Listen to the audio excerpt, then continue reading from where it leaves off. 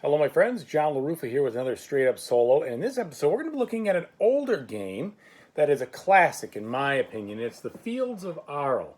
Love this game, love the mechanics, but we're also going to look at what the expansion, the Tea and Trade expansion, does for the game from a solo perspective. So let's take a look at it right now. Okay, folks, and as I like to beg you every time, please like and subscribe to my YouTube channel as it greatly helps me out. So, this is the game set up for one player. And the way you set the game up for one player is you actually set up for two player. And then again, this also takes into account the traders, the Tea and Traders expansion. So you'll notice there are some expansion boards and tiles over here. There's an expansion board up there. These blue discs are actually the third player disc. Doesn't matter, but I like the color blue, so I put it up there. They don't come in the base game. Plus, you've got these boats here. And with the boats, you also have a spot for them down here. They do different things. And you have this mechanic right here, which are the ditches you can dig. All right, so for those of you who are not familiar with the game, the way this game works is that you take 4 actions each round. There are 9 rounds, and as you switch from the early seasons to the late seasons, you end up doing different things in the meantime. So there's things that happen between seasons, but basically you're looking at a game that you've got 36 actions you're going to do the whole game, and it is a beat your score game from a solo perspective. They say that 110 is the magic number, which is not easy to do. I can tell you that much. It's easier to do it with the expansion, but in general, it's a tough measure to hit. Now, how does this game work? So it's a worker placement game. You have these 4 workers right here, and you're going to basically, when you're playing on this season, you're going to put them in any one of these little spots that you can see over here. All those circles, okay? That's all the different actions you can take in this season, and you're going to do that 4 times. Then, between seasons, depending on what you're going to do, or depending on which season, you do some maintenance, okay, where things produce, if there's enough of them, and you have to feed things, etc. And then you go to this side and do any 4 of any of these works. So there's lots of different There's lots of different actions that you can take in this game that do a variety of different things, and I'll kind of go over those in a second. And then what you're trying to do is you're trying to improve your farm, so to speak. And the farm has got dikes on it which hold back water. Anything that's behind this dike line you can build on. Anything in front of it you can't. And so you're trying to move this out, develop your area to get more spaces to build. You have this goods track on this side which keeps track of your food, which is the blue markers right here. I start with 5. Your grain, your leather that you have here, your hides, pardon me, your flax, and which is upside down, and your wool. Okay, so those are the different goods you can get that you keep track of there. You also will get peat in this game. You'll get tea with the Tea and Trader, or Trader and Tea expansion, whatever, I'm doing backwards, sorry. And these goods can be upgraded to be better. So this is regular tea, and then this is East Frisia tea over here, okay? And then this is regular clay, and this is now brick. And this is regular wood, and these are now planks, all right? So there's an upgrading mechanic, which I'll show you in a little bit. Then there's all these different things that you can buy to improve your farm. So you've got all these different vehicles over here that help you in your trading and your conversions. And you have these ships that help you do the same. There's 3 different animals in this game. There's the sheep, there's the cattle, and then there is the cows, okay?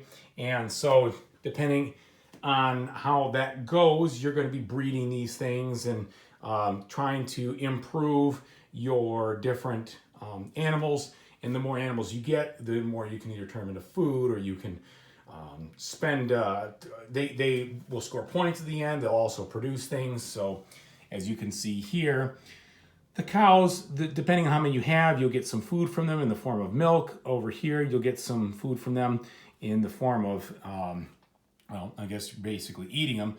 And then over here, they also produce, they'll produce different amounts of wool here, and there's ways to breed and all that stuff that make Uwe Rosenberg games really good. Okay, and really, this isn't really cattle; it's a horse. Sorry. So let me kind of give you an overview of some of the different types of actions that you do, and then we'll show you some turn play, and then I'll tell you what I like about the game. So the different actions are very varied. How do you like that? You can build buildings. You can flip things with this action that shows that that curve. And the reason you want to flip things is it basically means you're developing it. There's a couple things you can flip. You can flip over these marsh areas to make them peat areas where you'll be able to harvest peat later on and then eventually clear them out and build on them. You'll also be able to flip over these carts and things. They'll go from like a basic side, which costs, as you can see, 2 wood here to make, worth 0 points, to a better side, which if you wanted to build it right away, it'd be 4 wood and worth 1 point. You're going to put those into your barn here, and those things are going to be used to convert goods and also do trading, which I'll tell you about in a second. And so this flipping mechanism is useful in lots of different ways. Anything that has this little flip on there will allow you to be upgraded into something different, okay? Then there's also these actions over here where, like I said, you're building vehicles, okay? Or you're improving your workbench. So all of these brown actions will allow you to get something, okay?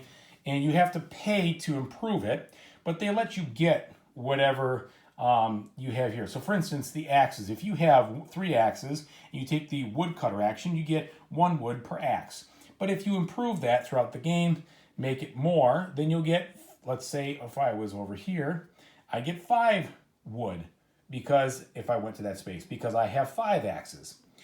Also, I can use this resource over here that's part of the expansion, this T, to count for basically allowing me to do a temporary +1 to anything that's on there. So let's say I had 6 axes. It was already maximized, but I wanted to spend one of those regular Ts. I could actually get 7 wood. If I wanted to spend an upgraded T, an East Frisia T, I'd actually get 8 wood. And if I wanted to spend 2 upgraded T, I could actually take the action twice with 1 guy, paying all associated costs. So that's one of the big things that's different in the expansion, is you can use this T to get more out of your actions. And that's really, really cool. It's a very, very interesting concept to enhance this game, and one of the main reasons I love the expansion so much. So going over here further, you can make some forests, you can build buildings, you can plow fields, you can get clay, you can move your dikes out and get animals. They've got this counter space where you get horses, you can cut peat, and in the horse space you also flip that thing over, the marsh to start to dry it out. You can make wool into basically a cloth, okay? You can go to the grocer, which is like a potpourri of things. You get your choice of that plus 1 and 1. You can go fishing to get food, depending on how much you have. You can go to the sailmaker to allow you to get fishing cutters or peat boats. You get one or the other, and you also get some material there. And then finally, you can go over here and dig ditches. Now, ditches are interesting because the way the ditches work is they allow you to start from where your water dike line is, put them down, and start to dehydrate things. The bonus of that is you can actually store your sheep in this area, and they can actually reproduce during the reproduction phase here in this section. If you have 2 sheep in that spot, they'll basically make 3. That is not usually allowed in the base game. Also, if you have 2 of those ditches touching one of these tiles, they automatically flip over, which is good, saves you some time. Furthermore, if you have one of those ditches in a spot right here, for instance, if you plow on either of these spots, you'll be able to plow 2 fields per plow instead of 1 field per plow if they're properly drained. So that's a really cool mechanic that, again, enhances this game for from the actual expansion. All right. Now, if I go to this side here, I have some similar actions. I can build things buildings, I can build vehicles, I can imitate, which means I basically do a space that I've already taken because these are all one and done actions for the round. And then I can also improve my workbench. Like I talked to you about before, the workbench is all of these things, so you get more for your turns. I can make things in the oven, so basically what allows me to do is make food where I bake bread. If I have no grain at all, I can use flax. That'd be a nasty bread. And if I have no peat, I can use wood. And then there's the potter here where I can turn that into, food and peat, ostensibly trading my pottery for, goods. And then a sort of other things. You can see these actions here as I kind of go through them, turning this into that and other things. And also a place where you can just get go to your grandmother, get some nice tea, and get four food. Now, after I've taken these 4 actions here, in the reset phase, I basically have to do some things top to bottom over here. First, if I happen to have the sheep or the cows, then it will make food for me, which is good. And then depending on my fields, for every grain field I have, I get grain, flax I get flax, and wood I get wood. Then I have to spend 3 food, and if I cannot do it in food, I can do it in grain, or I can even trade in my animals. And then I also have to spend 2 peat. If I can't do it in peat, I have to do it in wood. And that's basically meaning I've got to basically eat for the season when the seasons change and heat my house. When we cross over to that next end over here, when I'm finished here, I'm going to execute the animal breeding. So every animal that's in a stable or in a stall will breed, okay? And like I said before, if I happen to have those ditches in this area and I have 2 sheep over in these farm spots, they will breed also. And I will also get some wool off of my sheep, and I will still have to pay the food to feed my people, so to speak, my family. And that is what's going on. Now, the other thing is there's all these different buildings. And all these buildings do all sorts of things. Lots of them do it once when you build them, okay? So for instance, if I built the waterfront house, it would cost me 2 clay, 25 food, which is big, but I get 10 food back. I get to move my dike 2 spaces forward.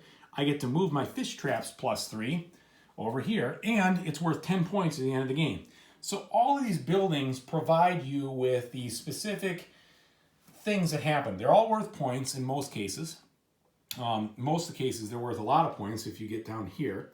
And in the base game, you're going to have all these buildings available to you right here with some variety to swap out these 2 for a couple of different ones and these for a couple of different ones.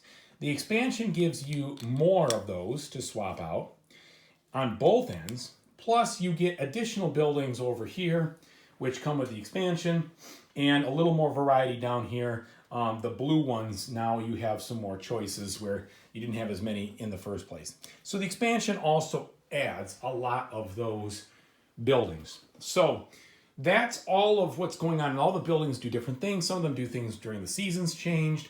Like for instance, in this one, when the season says before each November, you get 1 of those clay and you get 1 peat cutting, which means you can actually cut one of these peat out here and farm it, which you'll need, or remove it, I guess.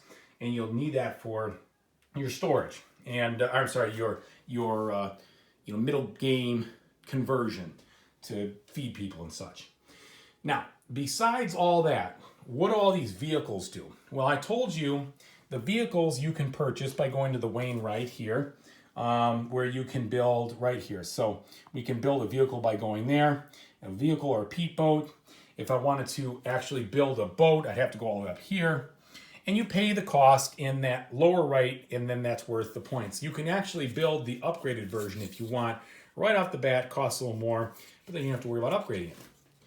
Depending on how big it is, it either fits over here or over there, and the same thing with these boats. And I'm going to give you an example of what they all do right now. So let's just say I had this situation right here, okay?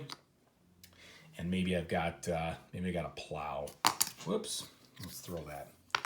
All right, so if this was my situation, at any time during the game, I can take some of these goods over here, and I can place them in the stalls or the little spots on these carts, okay? If I wanted to make this, upgrade this, I could put this here and spend a peat, put that over there. And I can also go on these journeys. So the journey basically says, look, you spend whatever it says up here, you immediately get the food, and then you take this journey tile and you flip it over. So for instance, this one, let's just do this here. All right, so let's say I was going to go ahead and spend a plow. I have a plow. I'll get 8 food out of it right away. So I get 8 food, which is helpful. I have to turn in my plow, and then I flip this over. So I flip it over because at the end of the round, I'm going to use that as a travel tile. I'm going to put it over here on my track. And the further up I go on this travel track, the more points I'll get at the end of the game. Also, this will flip now into its refined side, and this will flip into its refined side. And they're also worth 1 point, plus they are now this good, which I need to build a lot of these different things. So for instance, I need 2 of these and 25 food to build that waterfront house, okay? And this being in its upgraded state, I can use that now to get a +2 when I'm taking one of these actions in the workbenches.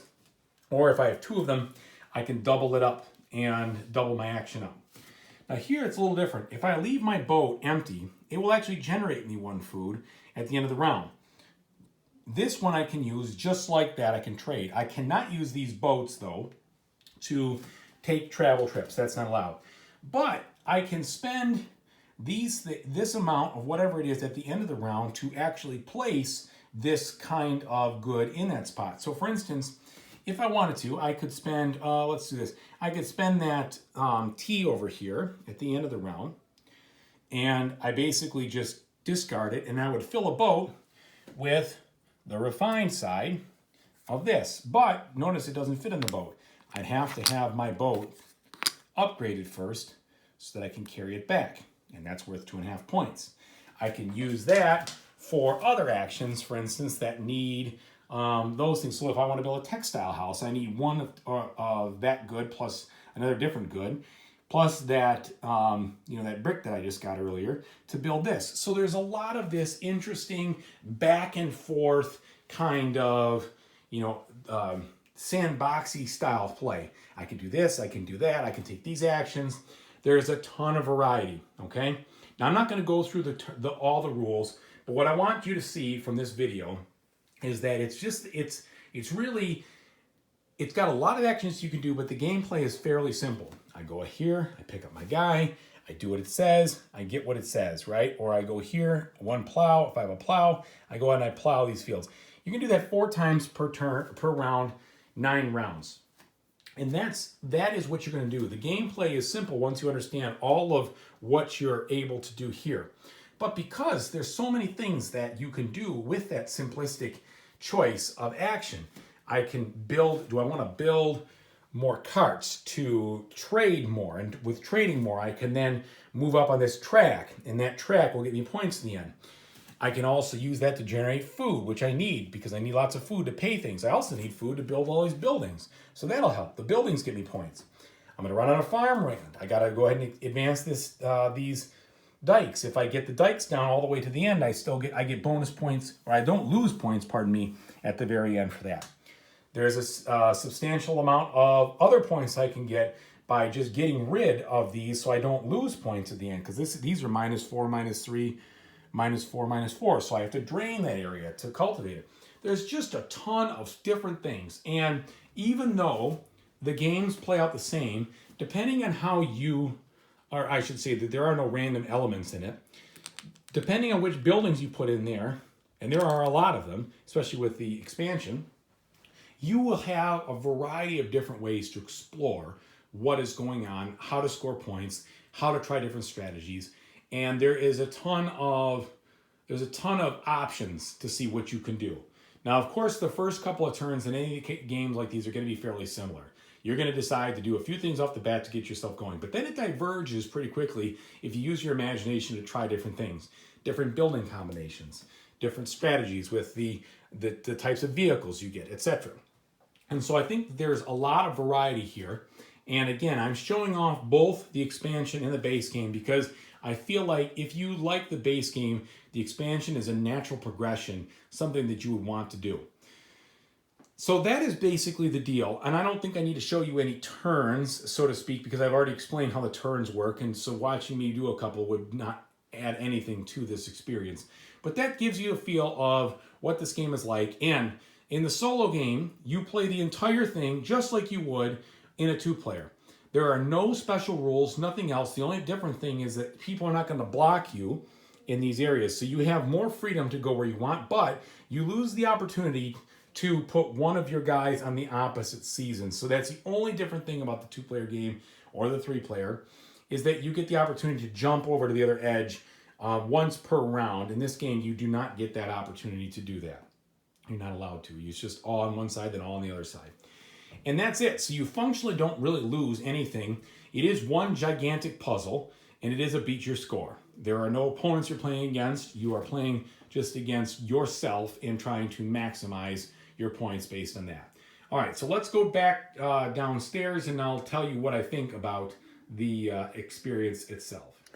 Okay, so hopefully that gave you a good overview of what the Fields of Arle has to offer, plus the Tea and Traders expansion. Now, that is one of the games that I consider a 10 for me. So I'm going to go outright to say that I love the game, love the game, love the game. Have had it for many years, and I feel like I want to do this video because I just wanted to show it off on the channel. It's one of my favorite solo games that I own, and I come back to it on a regular basis every couple of months or so because I've played it so many times.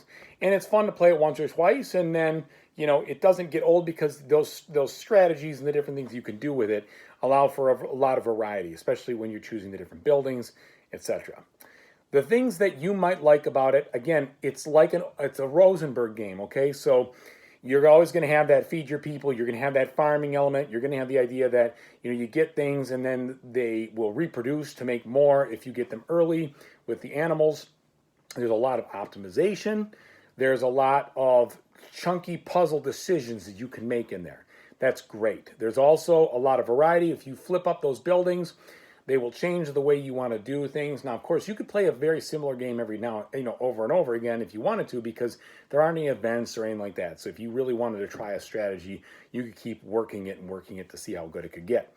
But I do like mixing up the buildings a bit. Not all of them are mixed up. I'd say probably 70 to 80% of them are the same every time. So you do have that base layout of buildings, but then you have the other ones that you can mix in there to change things. And ultimately, it's just a very good, very thinky game that can be played in about an hour if you're focusing on what you're doing and not getting distracted. I also love the fact that essentially the solo game is the exact same as the multiplayer game. You're doing no additional work. There's no additional steps to take. It is the same thing, and that's fantastic. You get a full experience out of the game, whether you're playing against somebody else or playing it solo. Yes, it is beat your score, no doubt about it. But it's a tough goal to get to that 110, really is. And sometimes it's funny with, you lose your steam or you make some odd moves in the middle and you can just have some pretty lousy scores that fall well short of the mark. Sometimes everything seems like it's clicking. You find these little niches of compounding things that allow you to get better and better at certain areas and build up points. And then, boom, you make it. And the feeling of victory to get 110 is just a great feeling. So I feel like they're... Unlike some other ones that have these tiers, I don't know. I like the fact that if I can get over that hurdle, it's awesome. And yes, I did it. I had a great play of it. From a standpoint of the people who wouldn't like it, obviously, it takes some concentration. You're not going to take a few turns and get distracted and then remember what you're going to be doing. So if there's a lot of commotion going on or you want a much lighter experience where you're just kind of making tactical choices, this is not that game. This game is all about strategy. Very little about tactics. And the difference between those things in my mind is the tactics are you have to ebb and flow with the situation, right? You don't know what's coming. In this game, strategy is king. You know exactly what's coming. You are the one who is making those decisions. So as you play your turns, you're going to unfold on a road that you choose to go down. And if you do a good job, it'll be a great road. And if you make all sorts of weird decisions, you'll end up in the gutter someplace. So it's one of those games where if you can focus and keep yourself on track to what you're really trying to do, you're going to get the most out of the experience. If there's things going on or you want a lighter experience, you're not going to like this game. It'll just be too much for you.